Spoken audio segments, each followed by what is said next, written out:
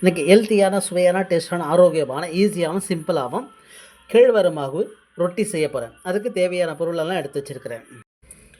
ஈஸியாகவும் சிம்பிளாகவும் கேழ்வரகு மாவு செய்கிறதுக்கான தேவையான பொருள் எல்லாம் எடுத்து வச்சுருக்கேன். என்னென்னா கேழ்வரகு மாவு ஒரு கப் எடுத்து வச்சுருக்கிறேன், வேர்க்கடலை கொஞ்சம் எடுத்து வச்சுருக்கிறேன், அப்புறம் இந்து உப்பு கொஞ்சம் எடுத்து வச்சுருக்கிறேன் தேவையான அளவுக்கு, அப்புறம் சின்ன வெங்காயம் உரித்து எடுத்து வச்சுருக்கேன், அப்புறம் முருங்கைக்கீரை எடுத்து வச்சுருக்கிறேன்.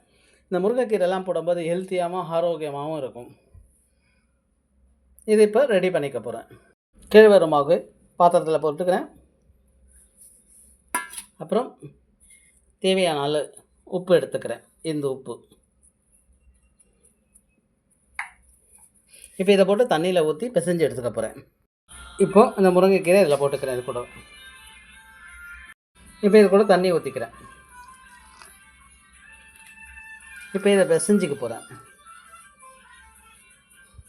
இது கூட கட் பண்ணி வச்சுக்கிற பொடியாக சின்ன வெங்காயம் அதையும் போட்டுக்கிறேன்.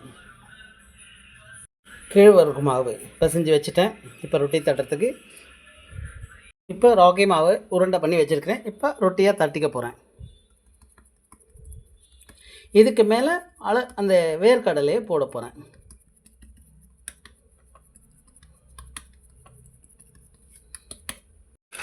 இப்போ இதுக்கு மேலே அந்த வேர்க்கடலை போட்டு தட்டிக்க போகிறேன்.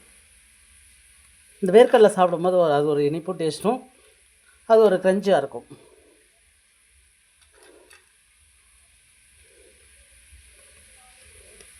ஹெல்த்தியான சுவையான டேஸ்டான ஆரோக்கியமான கேழ்வரகு மாவு ரொட்டி தவா வச்சுட்டேன். இப்போ பார்த்திங்கன்னா இந்த ரொட்டி தட்டினது அதில் போட்டுக்க போகிறேன். இப்போ இதை சுற்றி எண்ணெய் ஊற்றிக்கலாம்.